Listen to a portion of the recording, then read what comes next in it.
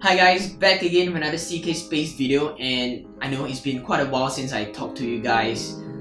It's really hard for me to keep stuff consistent currently, but not an excuse for me to be lazy. So today we have something a little bit different. It's something I love a lot. It's very special and significant to me. I've mentioned it about them during my August favorite. It's a watch that I bought recently.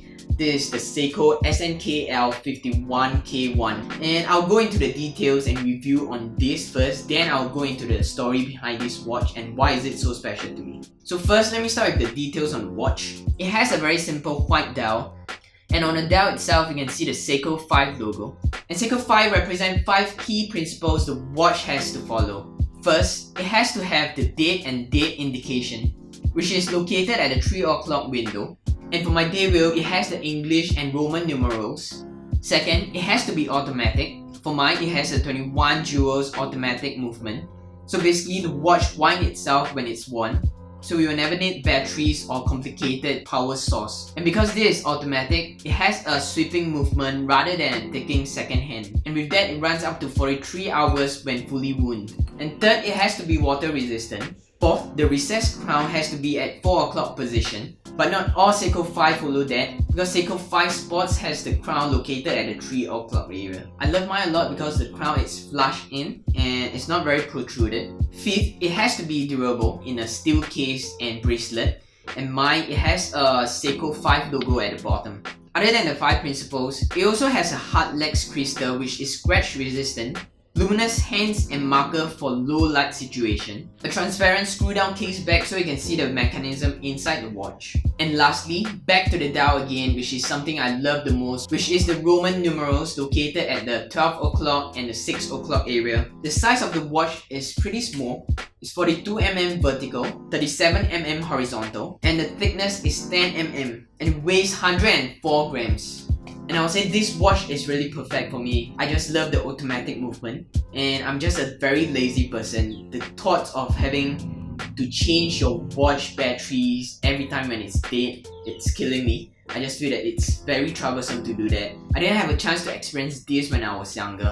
I mean, when you're young, you just wear a digital watch. For the first time when I saw this and get to know about this automatic movement, I was really impressed and amazed by it, because I was thinking, what kind of magic is that where you don't need power source or any batteries to operate this thing. So I'm really impressed and really appreciate this automatic movement in a watch. And the next one is because they are pretty small compared to other watches, and I just feel that my wrists are not suitable for big watches. Thirdly is because they look like one of my dream watches, which is the Rolex Oyster Perpetual Datejust with the reference number of 1600, and they call it the Buckley Dial. It's a very vintage watch with all the Roman numerals around the watch, and I would say this Seiko watch is very similar to that. You have the luminous hands, you have the marker around it with the luminous spot. It's really the affordable version of this Buckley dial. And that brings us to the fourth point, which is they are really affordable. It cost me around 91 Singapore dollars. So why is this watch special to me? It's because to me, a watch is a storytelling item. You can almost wear it every day. So it's really important for you to choose something that fits your lifestyle and tell your story. So this Seiko watch represents me right now and at this particular stage of my life.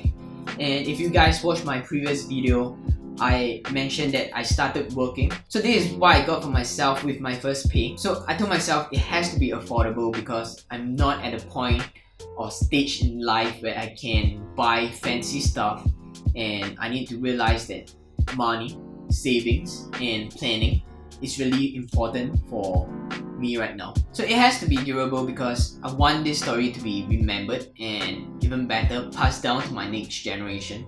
Even though it's just a very affordable watch, but I feel that the story behind it is important, and at this point of time it acts as a reminder for me to work harder till the day I can be fancy and get my dream watch. And I feel that if I'm in a situation where I'm so lucky or entitled enough to have a Rolex without me earning it, I probably wouldn't appreciate it. And since we are talking about watch as a storytelling pieces, This is not my first Seiko watch. I used to have a SNKL51K1, which is a gold Seiko diver watch. I used to love it so much because of the submariner silhouette and also the yellow gold with the black dial and bezel. It's really something that represented me, a younger version of myself, where I'm always in love with flashy accessory, loud items.